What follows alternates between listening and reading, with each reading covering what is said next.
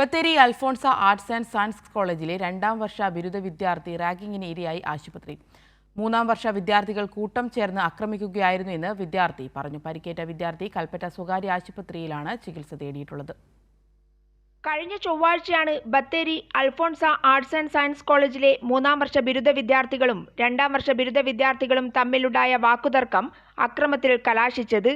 അക്രമത്തിന്റെ പകപോക്കലിന്റെ ഇരയായി മാറുകയായിരുന്നു 2ാം വർഷ travel and tourism management course വിദ്യാർത്ഥി ബ്ലസിൻ. ബ്ലസിനെ ബസ് സ്റ്റോപ്പിൽ വെച്ച് അധ്യാപകരുടെ മുന്നിലിട്ടാണ് 3ാം വർഷ ബിരുദ വിദ്യാർത്ഥികൾ മർദ്ദിച്ചതെന്ന് ബ്ലസിൻ പറഞ്ഞു. വേഗം ബസ് കയറി പോകാൻ വേണ്ടി നിൽക്കുമ്പോൾ ഇവരിങ്ങനെ ഒരു 10ഓളം പേരിങ്ങനെ കൂട്ടായിട്ട് വരികയായിരുന്നു.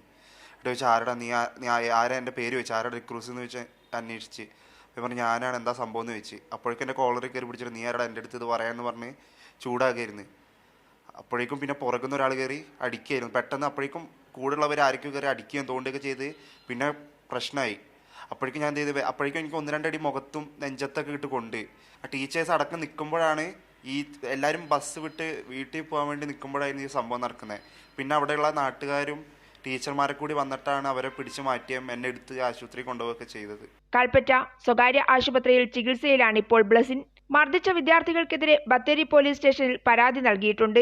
തലേദിവസം കോളേജിൽ വെച്ചൊരു ഇങ്ങനെ ഉണ്ടായിരുന്നു. റാഗിങ്ങിൻ്റെ ഭാഗമായിട്ട് പിള്ളേർ ഇങ്ങനെ ഒരു കൂട്ടായിട്ട് 10 പേരിലധികമായിട്ട് എന്നെ ഇങ്ങനെ ആക്രമിച്ച് ഇതിനായിട്ട് എനിക്ക് ബോഡി മൊത്തം വേദനയാണ്. കണ്ണിന് കംപ്ലൈൻ്റ് ഉണ്ട്, പിന്നെ ചെസ്റ്റ് പെയിൻ ഉണ്ട്, പുറം ഒക്കെ ഷോൾഡറൊക്കെ മൊത്തം വേദനയാണ്. അപ്പോൾ പിന്നെ എനിക്ക് തോന്നി എൻ്റെ മോൻ എന്തായാലും നീതി കിട്ടണം. കാരണം ഇത്രയും പേര് കൂട്ടം ചേർന്ന് എൻ്റെ മകനെ ആക്രമിച്ച് കഴിയുമ്പോൾ എനിക്ക് എന്തായാലും അവനെ ഇത്രയും കുട്ടികൾ അപ്പോൾ ഇനി ഇങ്ങനെ ഒരു ഇതുണ്ടാകാൻ പാടില്ല. എൻ്റെ മോൻ്റെ സുരക്ഷ ഉറപ്പാക്കണം. കൈരളി ന്യൂസ്, വയനാട്.